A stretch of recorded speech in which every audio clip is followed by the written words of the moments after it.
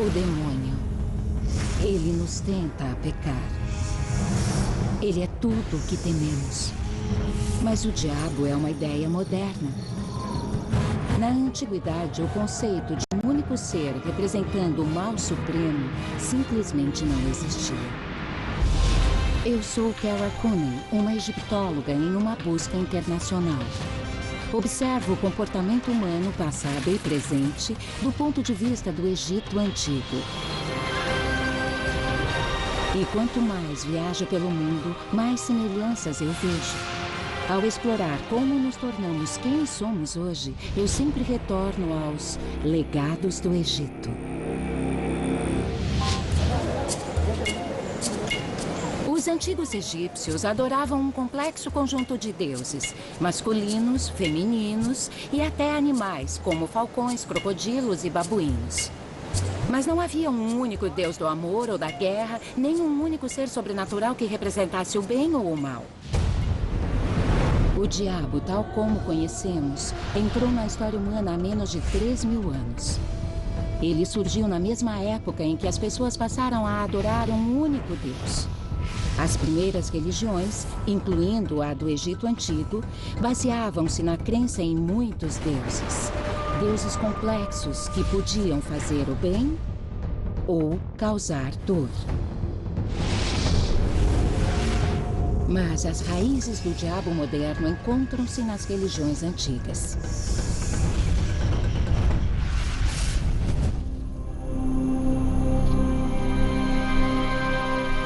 A cidade de Nagada, na margem ocidental do Nilo, data de 5.000 anos atrás. Aqui, os antigos egípcios construíram um templo dedicado a Set, sempre retratado com a cabeça de um estranho animal mítico. Set era o deus do deserto, da escuridão, das tempestades e do caos. Superficialmente, ele possui certos traços que associamos ao demônio. E a história de Set parece confirmar esta ideia. De acordo com o mito, Set tinha inveja de seu irmão Osíris. Então ele matou Osíris e cortou seu corpo em dezenas de pedaços.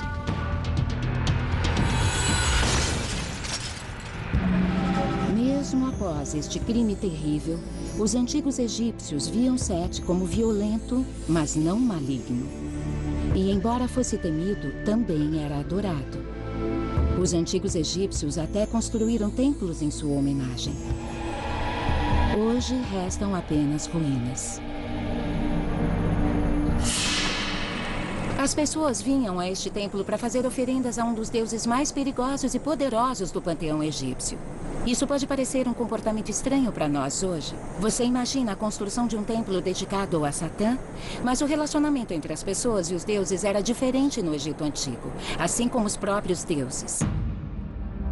Set não era Satã. Ele também tinha qualidades como força e virilidade. Como deus da guerra, ele tinha o poder de proteger os egípcios de invasores estrangeiros. Mas na antiga religião egípcia, todos os deuses podiam causar desgraça. Então, a melhor estratégia era tentar agradá-los.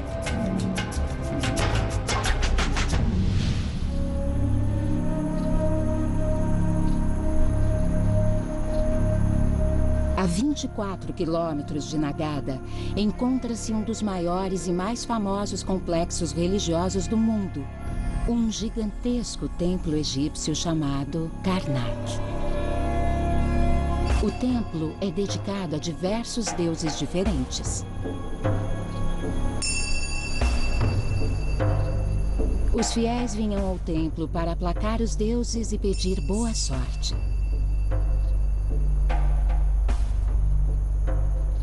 Esta parte de Karnak em particular era dedicada à deusa Mut, outra divindade complexa. A leoa é uma das manifestações da deusa Mut. Ela também é chamada de Sekhmet ou a Poderosa. Mut tinha dois lados. Um lado calmo e maternal. E um lado sanguinário e destrutivo, que às vezes vinha à tona sem nenhum motivo. Mas todos os deuses egípcios podiam ser manipulados ou aplacados. Bastava oferecer-lhes os presentes e orações corretos. Esta coluna fazia parte de um templo que foi construído por um faraó egípcio para agradar a deusa Amut. Examinando o texto, podemos ter uma ideia melhor do que os egípcios ofereciam a Amut para impedir que ela causasse destruição. Este é o símbolo egípcio para a cerveja, que era a principal oferenda feita à deusa Amut, porque era o que a tornava calma e maternal. Quando não tinha cerveja em seu templo, ela podia ficar muito brava e prejudicar as pessoas. Mas mesmo quando raivosos, vingativos e cruéis, deuses como Mut e Set não eram considerados demoníacos. Os egípcios acreditavam que o bem e o mal eram dois lados da mesma moeda. Não havia a ideia de ter que escolher entre eles. Mas um deus antigo de outra religião possui uma semelhança física muito maior com a nossa imagem do diabo. Uma divindade grega chamada Pan. Pan também era adorado no que é hoje o norte de Israel, em um lugar chamado Banias. No século IV a.C., as influências culturais gregas haviam chegado a esta parte da Galileia. A população local acreditava que este bosque, com riachos e cavernas, era o lar de Pan. Pan era associado à natureza, à música e à fertilidade. O Dr. Mordechai Avian é um especialista neste lugar. Quando a população local começou a acreditar nos deuses e deusas gregos, ela associou lugares a essas divindades. Como Pan é o deus da natureza, este lugar, com seus lagos e cavernas, foi automaticamente ligado a Pan. Normalmente, Pan era retratado com chifres proeminentes e pernas e cascos de bode. Assim como os deuses egípcios, Pan era complexo e imprevisível. Às vezes brincalhão e às vezes perverso, tentando as pessoas à bebedeira e ao sexo selvagem. Traços que depois apareceriam no demônio. Pan é o deus da desordem. Isso. É daí que vem a palavra pânico. Quando as pessoas estavam andando pelo mato e de repente saía alguém dos arbustos, meio homem, meio bode, elas entravam em pânico. Então, ele se dava bem com a desordem. Embora fosse uma criatura engraçada, cercado de belas garotas, dançando, ele também era divertido. Antes mesmo de a religião grega chegar a Banias, um deus da natureza era adorado aqui há milênios.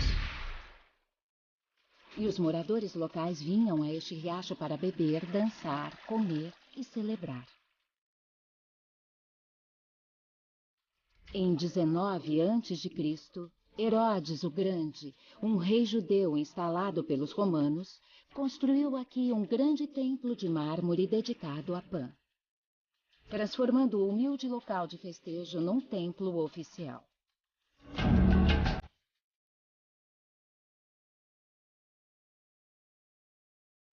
A caverna foi bloqueada por um lindo prédio. Então foi construído um novo lar para Pan, aquela caverna artificial que estamos vendo bem ali em cima.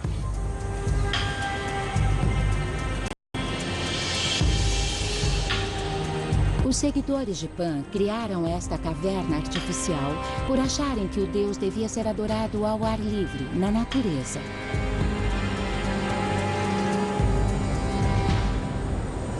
Então Pan está tão ligado à natureza que é metade animal. Exato. Para um egiptólogo isso é normal, ter um deus que é parte animal, parte humano, não é mesmo? Claro, mas nem tanto entre os gregos. A maioria dos deuses e deusas gregos são lindos seres humanos. E era por isso que Pan era tão adorado. Ele é o deus da bebedeira, seus instintos animais. Pan é um deus que as pessoas amavam. Pan foi adorado aqui até a conquista muçulmana no século VII. Com seus chifres e comportamento desregrado, o deus grego Pan compartilhava alguns traços importantes com o diabo moderno. Mas, repetindo, Pan não era considerado maligno. O conceito do mal puro surgiria depois.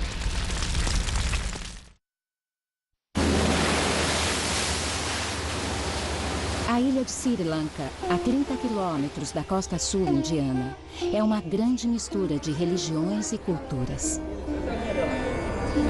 E muitas delas veneram deuses violentos. Com mais de 3 milhões de fiéis, o hinduísmo é a religião mais popular do país depois do budismo. O hinduísmo é uma crença milenar, provavelmente uma das religiões mais antigas ainda praticadas no mundo moderno, talvez tão antiga quanto a religião egípcia.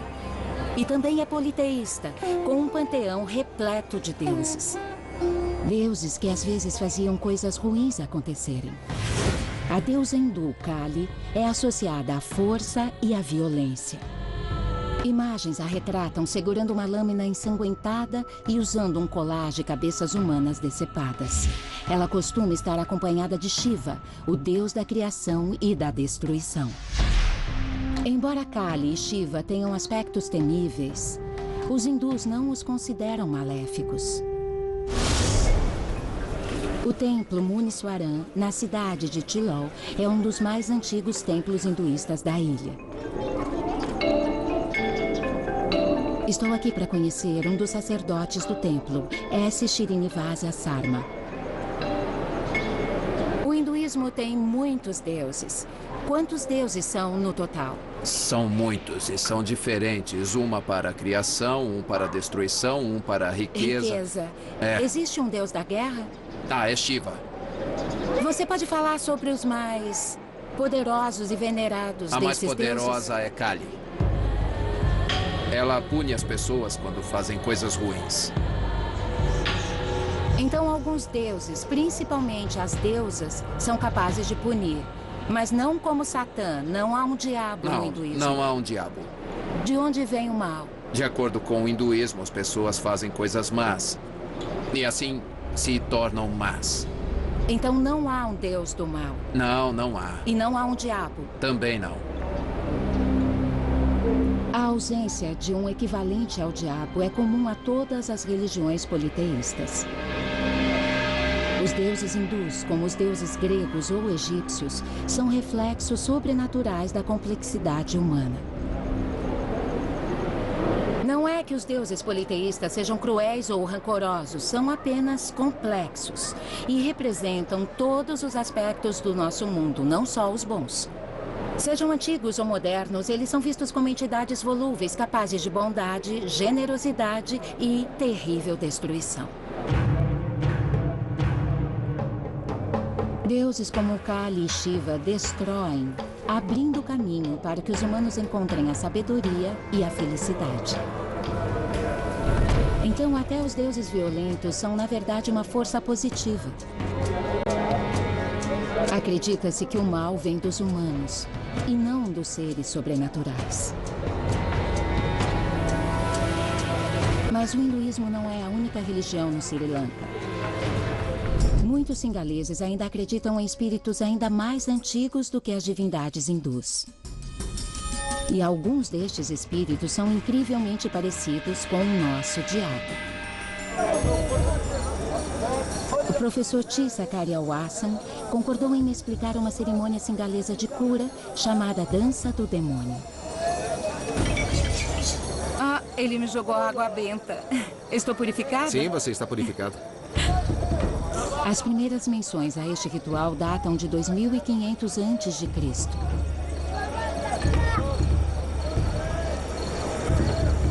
Muitos singaleses acreditam que existem espíritos no mundo que podem causar doenças nos humanos, se não forem aplacados.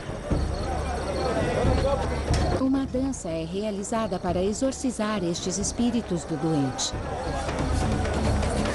Neste caso, uma senhora que sofre de diabetes.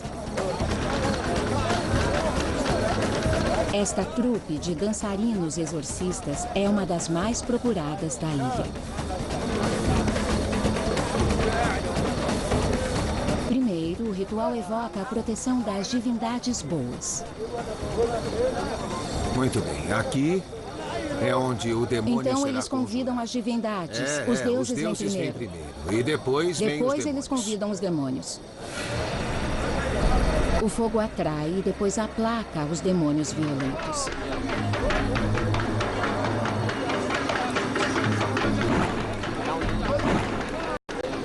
De certa forma, isso me lembra cerimônias em homenagem à deusa egípcia Mut.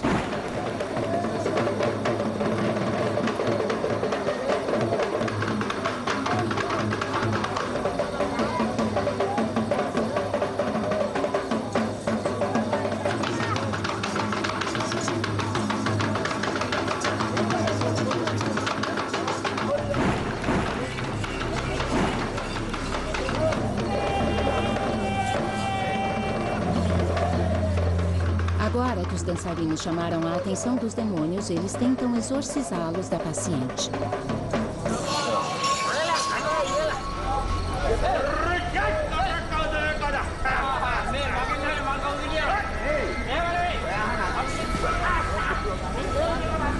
A chama também simboliza a doença. Ao ser levada, ela estaria deixando o corpo da paciente.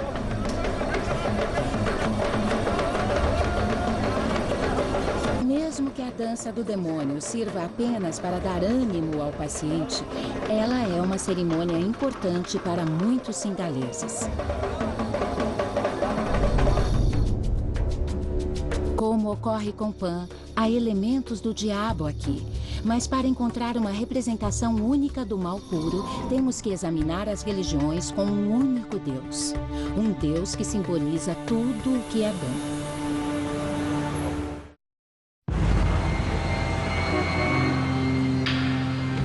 Jerusalém é uma cidade sagrada para 3 das maiores religiões do mundo.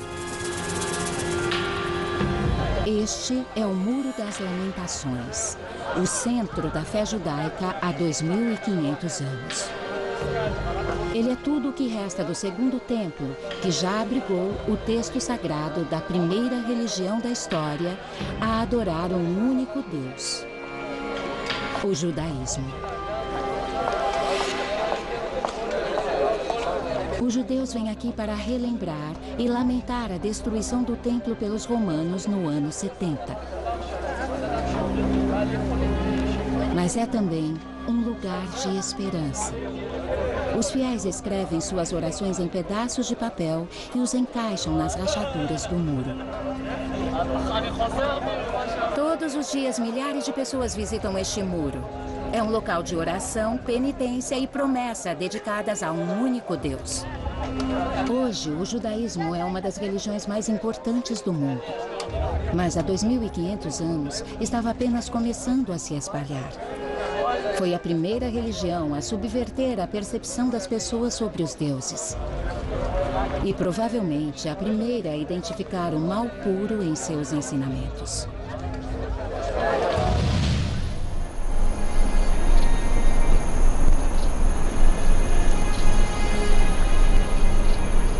Estamos em Beersheba, às margens do deserto de Negev, no sul de Israel.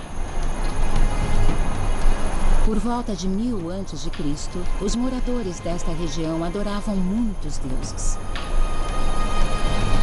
Entre eles, El, o deus criador, e Baal, o poderoso deus das tempestades.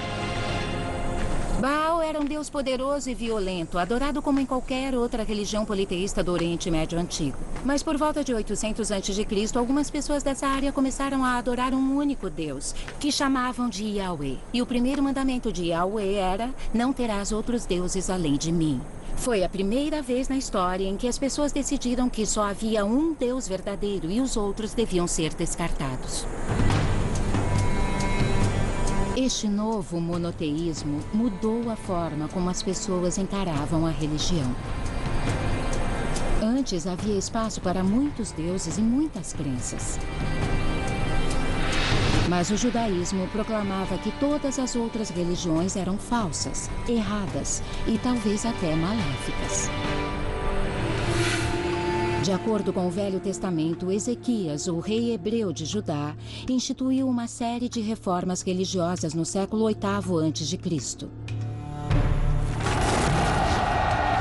Ele ordenou a destruição de todos os templos dedicados a outros deuses.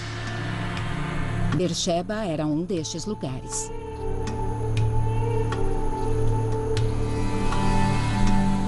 Os arqueólogos acreditam que o templo principal de Beersheba ficava neste local. E foi encontrado um altar nesse sítio que devia ficar bem aqui, dentro do templo. O que vemos hoje é um grande buraco no chão. Curiosamente, há uma semelhança incrível entre alguns destes deuses proibidos e o diabo, como também ocorre com Pan e Set. Embora deuses como Baal e El fossem retratados com chifres e grande virilidade, os primeiros seguidores de Yahweh não acreditavam que nenhum deles fosse o demônio. Ainda não. O mais fascinante é que esta mudança nas crenças não estava ocorrendo apenas em um lugar ou uma cultura. 120 quilômetros ao sul de Luxor, o templo de Edfu é um dos maiores e mais bem preservados do Egito. A partir do século VII a.C., o Egito sofreu ataques constantes de invasores estrangeiros. O povo egípcio sentiu o impacto destas invasões violentas e no século III a.C., quando este templo foi construído, a concepção das pessoas sobre o mal havia mudado.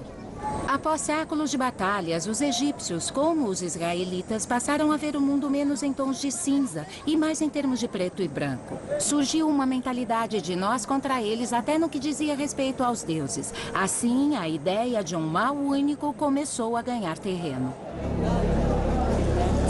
O templo de Edfu era dedicado ao deus Horus, o sobrinho de Set.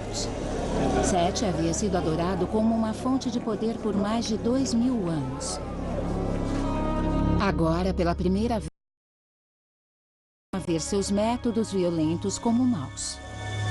Set tinha que ser simbolicamente destruído, e isso é retratado nas paredes do templo. Aqui temos uma imagem de Horus vencendo seu tio e inimigo Set. Uma coisa é bem clara: a imagem de Horus é enorme, e Set, retratado como um hipopótamo, é minúsculo. Nessa época, os egípcios estavam com medo de Set e preocupados com seu poder, então ele é mostrado como uma criatura pequena, enquanto a imagem da justiça e da verdade, Horus, é uma figura imponente. Aqui podemos ver Set em pé. Ele é ferido por lanças e está acorrentado, mas continua em pé.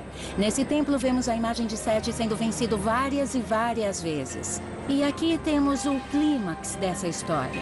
Set está caído de costas, com as patas para cima, e vemos o deus Horus apontando sua lança bem para o coração de Set. Isso é uma coisa nova. Antes Set era um deus adorado, mas agora todo o mal se concentra numa única forma sobrenatural que deve ser destruída. Culturas como a egípcia estavam simplificando seus conceitos de bem e mal. Os israelitas já haviam proclamado sua crença num Deus único, que era incapaz de errar. Tudo isso abria as portas para o oposto. Um ser sobrenatural que fosse totalmente maléfico. Um mal que estava prestes a nascer. Este é o Coliseu em Roma, talvez a melhor representação arquitetônica de um império no mundo. Era aqui que os romanos assistiam ao combate dos gladiadores. Pessoas e animais eram trazidos de todo o Mediterrâneo para lutar e morrer.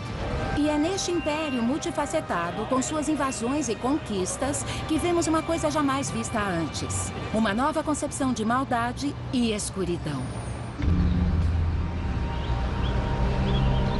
Roma era vigiada por milhares de soldados postados no exterior das muralhas da cidade. Perto destas bases militares, os arqueólogos encontraram câmaras subterrâneas como esta, dedicadas a um deus persa chamado Mitra. Elas Elas eram templos de um culto secreto que se tornou popular no século I entre os legionários romanos que haviam servido nas fronteiras orientais do Império. 30 templos de Mitra foram encontrados no antigo mundo romano. Este é o Mitreu. Que lindo! Benedetta Bessi é professora da Universidade John Cabot em Roma e estuda o culto a Mitra. Era um culto exclusivo. Só era aberto a pessoas iniciadas. Então era um espaço secreto, onde apenas certas pessoas podiam entrar? Isso. Ele não recebia todos? Não. Por que era tão popular? Mitra, no contexto original, na Pérsia, era uma divindade cujo nome era associado à ideia de lealdade e à ideia de verdade. Então, esse elemento deve ter contribuído para a popularidade entre os soldados. O conceito de lealdade era, obviamente, muito importante na ideologia militar. Como Yahweh para os judeus, Mitra parecia representar tudo o que é bom. Então não surpreende que uma entidade oposta representasse tudo o que é mal.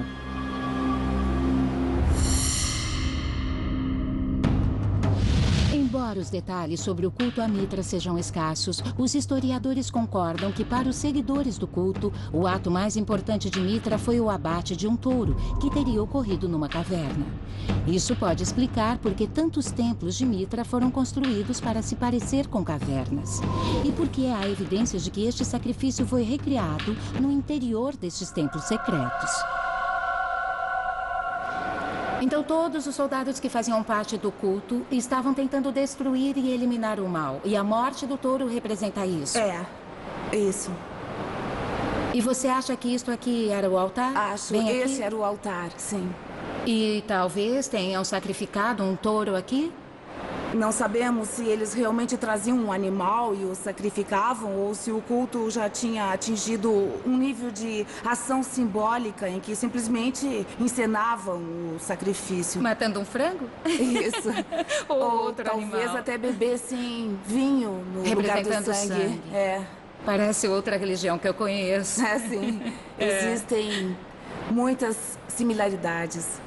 Então você acha que há semelhanças entre o culto a Mitra e o cristianismo? Eu acho Coisas que sim, foram sem incorporadas? dúvida. Temos essa ideia cósmica em que Jesus está ligado ao universo e à renovação do universo. E o mesmo ocorre com a imagem que temos de Mitra e suas ações. Então as ações de Mitra eliminam o mal, as ações de Jesus eliminam o Isso. mal e há uma oposição entre o bem e o mal. É. Essas duas coisas são muito parecidas. Com certeza. No século II, quando este Mitreu foi construído, o cristianismo ainda era um culto e não era amplamente aceito pelos cidadãos romanos. Mas o culto a Mitra compartilhava pelo menos um aspecto com a nova religião, a crença de que o bem e o mal eram forças opostas. A ligação entre o culto a Mitra e o cristianismo vai além das ideologias semelhantes. San Stefano Rotondo é uma das igrejas cristãs mais antigas de Roma. E foi construída diretamente acima deste templo de Mitra. Por que você acha que a igreja cristã foi construída sobre um local de culto a Mitra? Eles queriam deixar bem claro e visível que agora o cristianismo era a religião dominante e, ao mesmo tempo, absorver parte do prestígio ligado ao outro culto usando o mesmo local. Uma coisa curiosa é que o culto a Mitra desapareceu, enquanto esta religião, o cristianismo, floresceu no contexto do Império. Por quê? Por que ela era tão popular? O cristianismo não tinha nenhuma limitação em termos de status econômico ou social. Na verdade, tinha apelo junto com as classes mais baixas da população. Ao contrário do exclusivo culto a Mitra, o cristianismo era aberto a qualquer um. E entre os séculos II e III espalhou-se como fogo pelo Mediterrâneo, criando uma divisão entre fiéis e não fiéis. Nós contra eles. Foi um eco do que ocorreu nos primórdios do judaísmo. Os cristãos também acreditavam num único Deus verdadeiro. Aqueles que não abraçassem as crenças cristãs eram chamados de pagãos e associados ao mal. Os primeiros cristãos, que na verdade eram judeus, ligaram os infiéis ao politeísmo. Ao longo de 3 ou 4 séculos, estes deuses proibidos foram combinados em um único ser malévolo, o demônio. Ninguém sabe exatamente quando e onde as imagens icônicas que reconhecemos como o diabo surgiram pela primeira vez. Mas seu comportamento ameaçador e traços físicos foram adotados de uma série de deuses antigos. Características como os cascos de carneiro do deus grego Pan, os chifres de Pan e do deus da tempestade Baal, o tridente da divindade romana Netuno e a cauda bipartida do deus egípcio Set, todas incorporadas na imagem moderna do mal puro, Satã.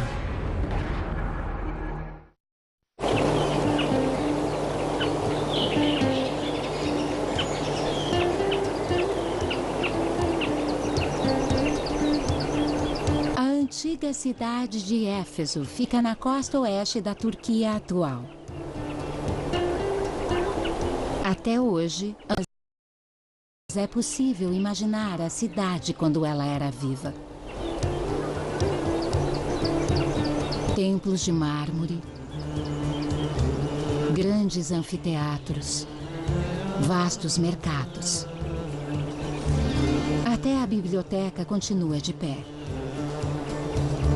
Originalmente uma colônia grega, Éfeso tornou-se parte do Império Romano no século I a.C. E foi uma das cidades portuárias mais movimentadas do Mediterrâneo Oriental. Aqui, 150 anos depois, o apóstolo Paulo pregou os ensinamentos de Jesus. Imagine que você está no século I depois de Cristo e Éfeso está lotada de pessoas. Ricos, pobres, escravos, cidadãos, mercadores, magistrados. Essas pessoas adoram diversos deuses e deusas.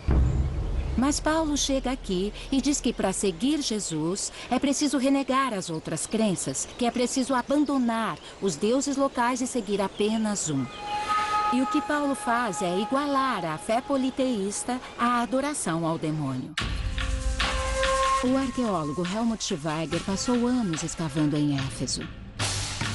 Então esse teatro era usado para... Bom, normalmente era usado para reuniões dos cidadãos. E as pessoas que eram importantes podiam falar aqui. Então não era um lugar para a pregação do Evangelho de Jesus? Não. Naquela época, sem dúvida, não. Você acha que Paulo esteve aqui para ver uma peça, uma apresentação? Com certeza, porque era um lugar muito popular. Normalmente, as pessoas ricas e importantes ocupavam os assentos. Paulo estaria aqui, nos lugares baratos, estaria pregando para os pobres. Isso. Helmut e sua equipe estão escavando uma área próxima à saída do anfiteatro. É um lugar onde as pessoas talvez jogassem seu lixo. É incrível pensar que Paulo pode ter passado por esta saída. Quantas pessoas moravam na cidade quando Paulo chegou aqui? Achamos que cerca de 300 mil pessoas. Era uma cidade enorme, lugar perfeito para ele pregar. E Paulo não dizia apenas que deviam seguir Jesus, e sim que deviam seguir Jesus e largar, abandonar todos os outros. Exatamente, só havia um Deus. As lições de Paulo destacavam um elemento-chave das religiões de salvação, a tentação do demônio nesta vida. Pela primeira vez na história, acreditava-se que um mal único tentava os humanos. Agora, o papel do diabo era testar a fé. As pessoas viam sua existência terrena como um teste, uma escolha entre o diabo e Deus. Aqueles que não fossem corrompidos por Satã e suas crenças pagãs encontrariam após a morte luz, amor e perfeição. O cristianismo estava conquistando cada vez mais fiéis. Mas 200 anos se passaram até que os imperadores romanos reconhecessem o poder político da doutrina cristã do bem contra o mal. Quando fizeram isto, eles abraçaram o conceito do demônio e o cristianismo deslanchou. A 1.300 quilômetros de Éfeso encontrava-se o centro do Império Romano. Foi na própria Roma que o poder imperial e o religioso formaram uma nova união que mudaria o mundo para sempre. No século I a.C., os imperadores romanos construíram o que na época era a maior cúpula do mundo. O Panteão foi erguido originalmente como um templo politeísta, para celebrar a perfeição de todos os deuses. Mas centenas de anos depois, em 609, ele foi convertido em uma igreja cristã. Ainda há vestígios da mudança da religião romana para a fé cristã posterior. Eu vim me encontrar com Alessandro Celani, um estudioso do cristianismo antigo. A beleza do Panteão é que este prédio continua quase perfeitamente preservado, como era na época do imperador Adriano. Ele foi construído em 27 a.C. por um líder romano chamado Agripa. Então era um templo dedicado a muitos deuses. Isso. Este prédio foi o primeiro templo pagão que se tornou uma igreja. Pode me mostrar a transição entre o politeísmo romano e a fé cristã? Por exemplo, esta estátua aqui, que representa a Virgem Maria e o bebê Jesus, originalmente era, como você pode ver na parte de baixo da estátua, uma estátua romana. Provavelmente era de uma das deusas adoradas nesse templo, que foi totalmente retrabalhada para se tornar a Virgem com Jesus. O que os cristãos fizeram quando o cristianismo começou a tomar conta das cidades? O que eles fizeram para tirar o paganismo do caminho? Em primeiro lugar, o cristianismo deu um passo importante ao se tornar a religião oficial do Império Romano, a religião do Estado. Ao mesmo tempo, os bispos e o Papa em Roma enviavam monges e pessoas religiosas para o interior para converter a população ao cristianismo. E parte desse processo era assustar as pessoas, dizendo que os deuses que eles vinham adorando eram demônios associados ao diabo. Isso é claro. Houve um debate muito acalorado sobre os deuses verdadeiros e os demônios falsos no início do cristianismo. Então é provável que tenham usado este argumento para trazer pessoas à família do cristianismo, mostrando o caminho certo na opinião deles. Por que o cristianismo foi tão bem sucedido? Por que foi tão fácil tirar o paganismo do caminho? Havia uma demanda enorme por novas religiões que pudessem dar respostas muito simples a pessoas muito carentes. E aí entravam as promessas de vida após a morte, ou a ressurreição, ou vida eterna. Era mais simples, havia só dois caminhos a seguir. Havia o Deus verdadeiro e sua antítese, o demônio. Ou você é um cristão, ou você é mau. Isso mesmo. No século IV, o poder combinado do cristianismo e do Império Romano havia espalhado este novo sistema de crenças por todo o Mediterrâneo. As pessoas eram fiéis ou inimigas. Ou acreditavam no Império e na Igreja, ou eram servas do demônio.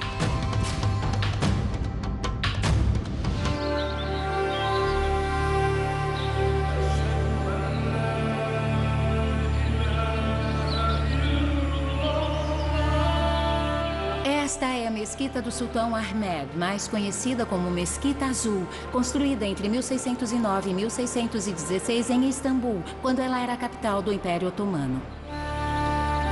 O apelido da mesquita não se deve ao aspecto externo, e sim aos quase 20.000 azulejos azuis que adornam seu interior.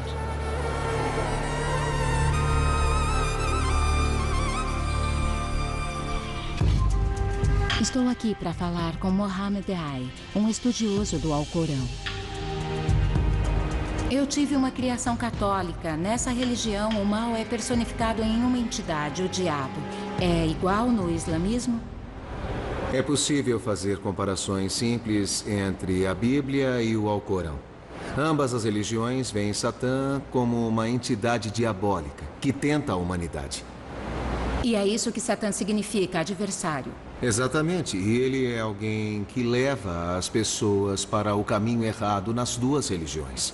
Mas no Islã, Satã não é considerado o inimigo de Deus. Ele é o inimigo da humanidade, porque Deus é elevado demais para ter um inimigo. No Alcorão, Satã não é retratado como uma serpente. Ele aparece para Adão e Eva. Ele sussurra para os dois. Ele fala com os dois ao mesmo tempo e os convence a comer o fruto da árvore proibida. Então a história de Adão e Eva também está no Alcorão? Sim, está lá. E ele também é chamado de Satã? Sim, mas há algumas diferenças. Por exemplo, na Bíblia, vemos que a serpente fala primeiro com Eva. E é ela quem tenta Adão. Então é a mulher que tenta o homem, segundo o Velho Testamento, como nós sabemos. Mas no Alcorão, Satã tenta os dois, Adão e Eva, ao mesmo tempo. O que um muçulmano faz para combater o mal? Nós fazemos o jihad. Mas eu não estou falando do conceito de jihad que é divulgado pela mídia ocidental. Jihad significa literalmente lutar ao máximo da sua capacidade para agradar a Deus. E há um ditado dos profetas que diz: o melhor tipo de jihad que existe é o jihad que você tem desejos. Então Satã testa os fiéis constantemente. Exatamente. Toda a humanidade é acompanhada por um anjo e por Satã. Enquanto o anjo tenta nos levar pelo caminho certo, Satã tenta desencaminhar. Os cristãos têm essa mesma crença. Nós temos um anjo em um ombro, um demônio no outro e há uma disputa constante. O anjo do lado direito Isso. E o diabo, o Satã, do lado esquerdo. É exatamente igual, exatamente igual. O Islã, o cristianismo e o judaísmo promoveram uma mentalidade de nós contra eles. Isso gerou novos problemas na interação entre as pessoas. Os cristãos achavam que os judeus estavam errados por não aceitarem o verdadeiro Messias. Os muçulmanos rejeitaram o cristianismo porque para eles os cristãos adoravam mais de um Deus, o Pai, o Filho e o Espírito Santo. Estas novas religiões eram por natureza intolerantes em relação a outras crenças. Todas as três maiores religiões monoteístas adicionaram a figura do demônio a seus textos sagrados. O diabo testava a devoção e despertava medo naqueles que se desviavam do caminho correto. Há 3.000 anos não existia o conceito do diabo. Mas aí, os deuses antigos das atitudes violentas e do apetite sexual fundiram-se numa força profundamente maléfica que teria o poder de dominar o coração, a alma e a mente dos homens. As novas religiões monoteístas começaram a tomar forma, encorajando as pessoas a pensar em termos de preto e branco, bom e mal. E assim nasceu o demônio.